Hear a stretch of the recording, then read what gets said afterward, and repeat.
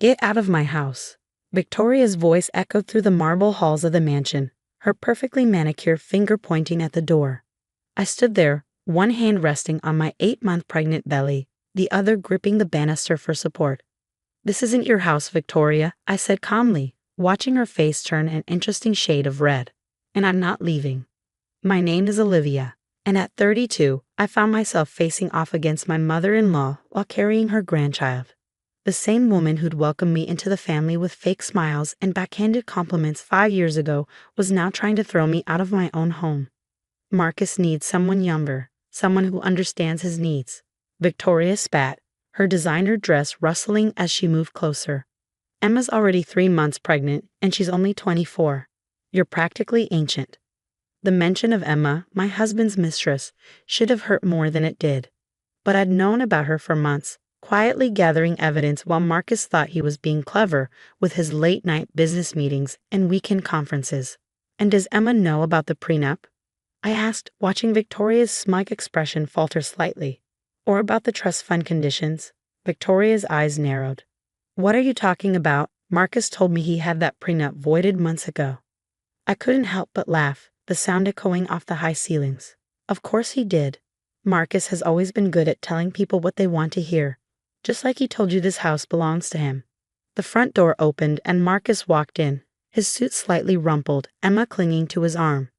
She was pretty and that young, trying too hard way, her baby bump barely visible under her tight dress. The triumphant smile on her face dimmed when she saw me still standing there. Mom, I thought you were handling this, Marcus said, not even looking at me. The man I'd loved for 8 years, who'd cried when we first heard our baby's heartbeat, couldn't even meet my eyes. Oh, she's handling it exactly how I expected, I replied, pulling an envelope from my pocket.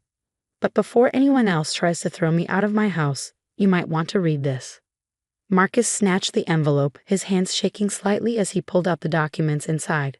I watched his face pale as he read, Victoria peering over his shoulder. This can't be right, he stammered. What is it? Emma asked, her voice high and nervous.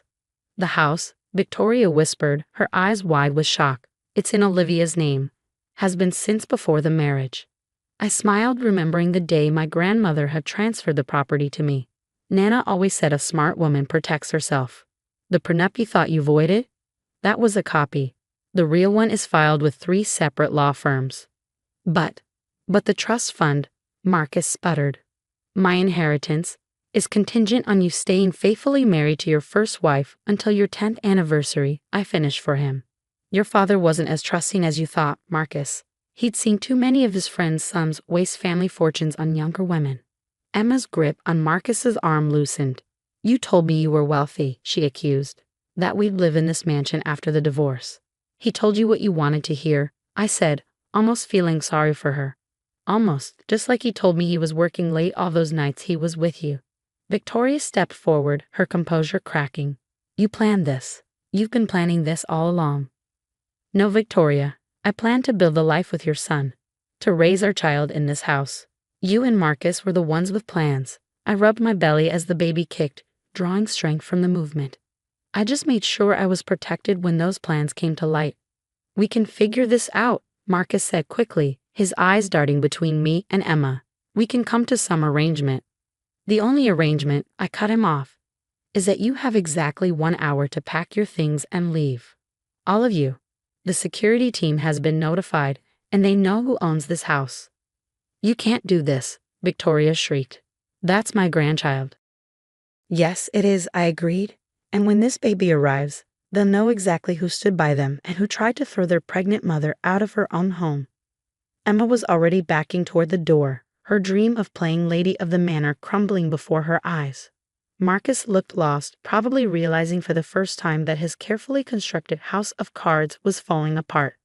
1 hour, I repeated, turning to climb the stairs. After that, the police will be happy to escort you out. This isn't over, Victoria called after me. We'll fight this. I paused at the top of the stairs, looking down at the 3 people who thought they could discard me so easily. You're right, Victoria. It's not over. Because tomorrow, the family lawyer will be delivering some very interesting documents to the trust fund managers. I wonder how they'll feel about Marcus violating every condition his father put in place. The silence that followed was deafening. I walked to my bedroom in my house, and sat in the window seat, watching as Marcus and Emma hurriedly threw bags into his car 30 minutes later. Victoria stood on the driveway, still in shock, probably trying to figure out how her perfect plan had backfired so spectacularly. As they drove away, I felt the baby kick again. "Don't worry, little one," I whispered, resting my hand on my belly. "Mommy made sure it will be just fine." What they didn't know was that this was just the beginning. Tomorrow, when the trust fund managers received proof of Marcus's infidelity and the pregnancy he conceived while still married to me, the real fallout would begin.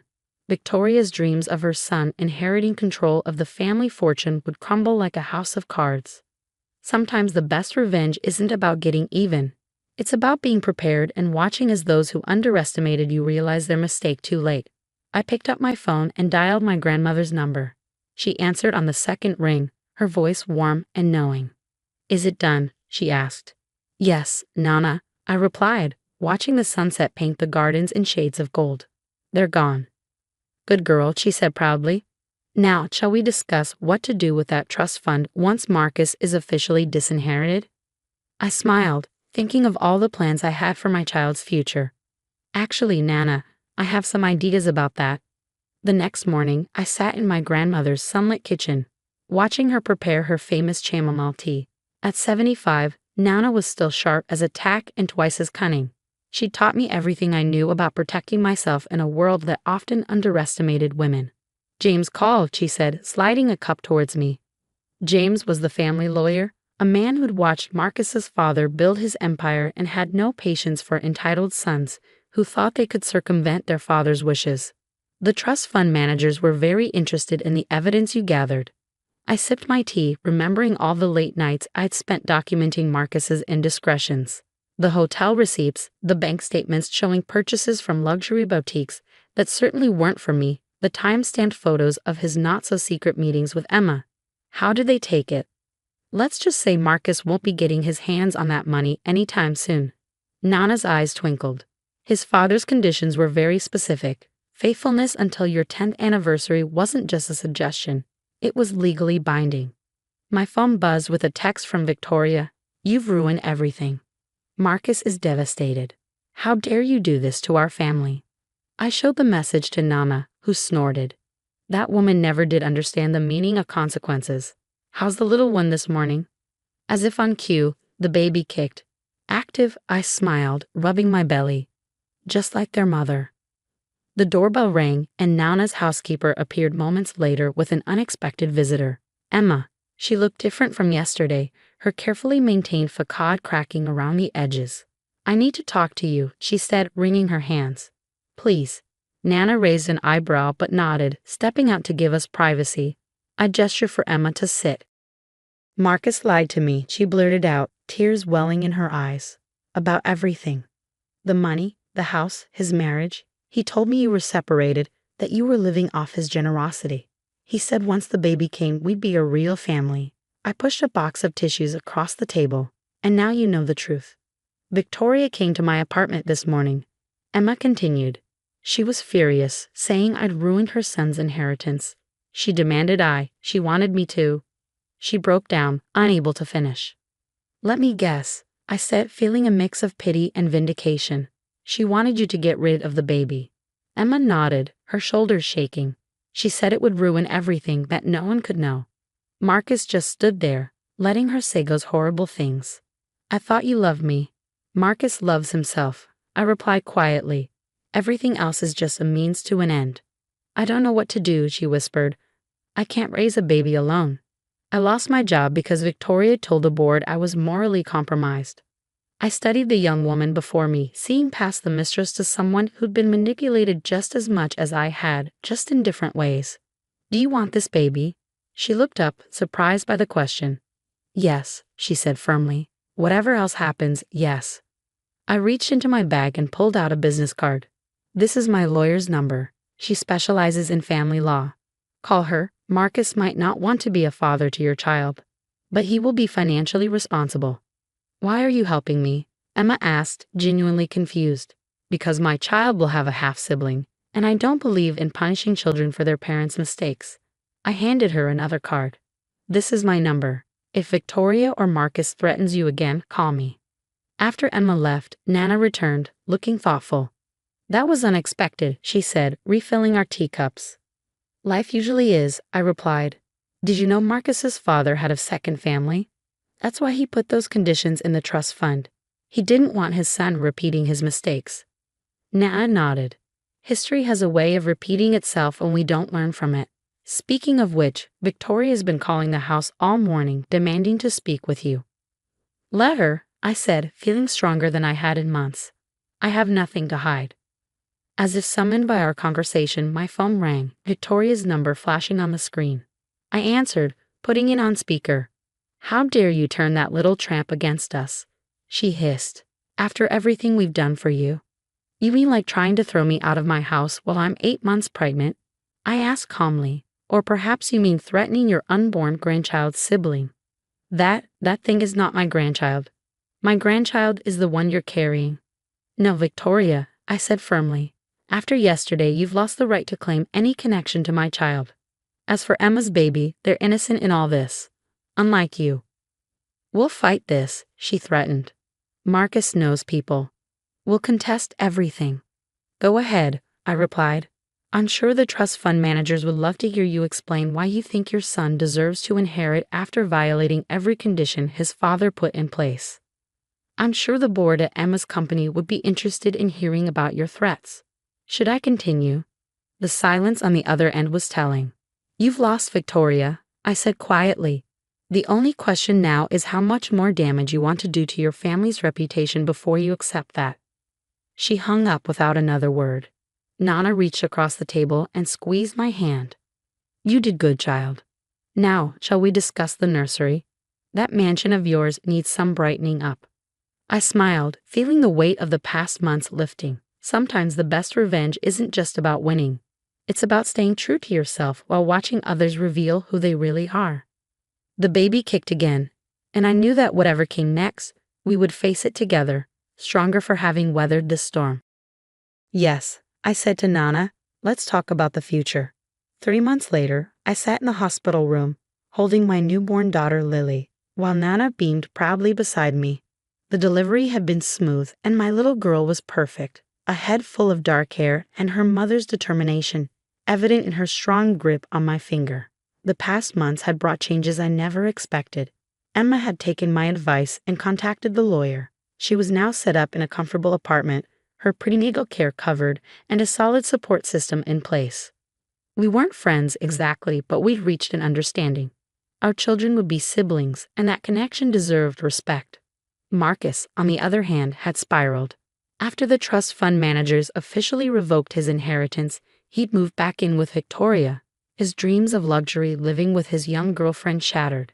Last I heard, he was working as a junior associate at a small firm, the only place that would hire him after word of his behavior spread through our social circle. A soft knock at the door interrupted my thoughts. It was James, the family lawyer, his eyes twinkling as he looked at Lily. She's beautiful, he said, then cleared his throat. I have some papers for you to sign when you're feeling up to it. The trust fund managers have made their final decision. I nodded, having expected this. What's the verdict? Given Marcus's violation of the terms and your grandmother's influence, they've decided to transfer the entire trust to Lily. He smiled. With you as executor, of course. They felt it was fitting, like father like daughter, but this time in the right hands. Victoria had tried to fight it, of course. She'd hired lawyers, threatened lawsuits, even attempted to claim I had tricked Marcus into violating the trust conditions. But evidence doesn't lie, and her desperate attempts only served to further damage their reputation. There's something else, James continued, pulling out another envelope. Emma had her baby last week, a boy. She's named you as godmother. This surprised me. Emma and I had maintained a cordial relationship, but this was unexpected. Why? She said you were the only one who treated her with dignity when everything fell apart. James explained. She wants her son to have someone like that in his life. Nana squeezed my hand. Sometimes the family we choose is stronger than the family we're born into. As if to emphasize the point, my phone lit up with a message from Emma, A photo of her son, tiny and perfect, with the caption, "Meet your sister, Lily." I looked down at my daughter, peaceful in my arms, and felt a surge of gratitude. Not for the money or the house or even the satisfaction of seeing justice served, but for the clarity this whole ordeal had brought. I knew now what kind of mother I wanted to be: strong, compassionate, and wise enough to break cycles of toxicity. Victoria had tried one last time to reach out, showing up at the mansion a week before my due date. She'd switched tactics, playing the repentant grandmother, claiming she'd only wanted what was best for her son. "You can't keep me from my grandchild," she pleaded. "No," I'd replied, "your actions did that. But if someday you can prove you've changed, really changed, maybe we can discuss supervised visits. Until then, Lily deserves better than what you did to her mother." Now cradling my daughter in the quiet hospital room, I knew I'd made the right choice. Lily would grow up knowing her worth, understanding that strength comes in many forms, and that sometimes the biggest victories come not from destroying others, but from rising above their attempts to destroy you. Nana took Lily in her arms, humming softly. "You know," she said, "your grandfather would be proud. He built his fortune hoping it would protect his family. Now it finally will." James excused himself, leaving us to our quiet celebration. As the afternoon sun painted the room in warm light, I thought about the future ahead. The mansion would be filled with children's laughter, not just Lily's, but her brother's too when he visited. There would be birthday parties and holidays where both children would be welcomed, where the mistakes of their parents wouldn't shadow their relationships. My phone buzzed one last time, a text from Marcus. "I'm sorry for everything. You deserved better." 5 years too late, but at least he finally learned something. I didn't respond. Some chapters are better left closed. Looking at Lily, I smiled. "Welcome to the world, little one. You're going to change it." And as my daughter gripped my finger with her tiny hand, I knew that sometimes the happy endings we get aren't the ones we planned for. They're better. Because they're earned, shaped by our choices, our strength, and our ability to rise above those who tried to bring us down. Nana was right. The family we choose, the boundaries we set, and the grace we show in victory say more about us than any revenge ever could. Lily would grow up knowing that story, understanding that true strength lies not in power over others, but in remaining true to yourself when others try to break you. And that perhaps was the greatest victory of all.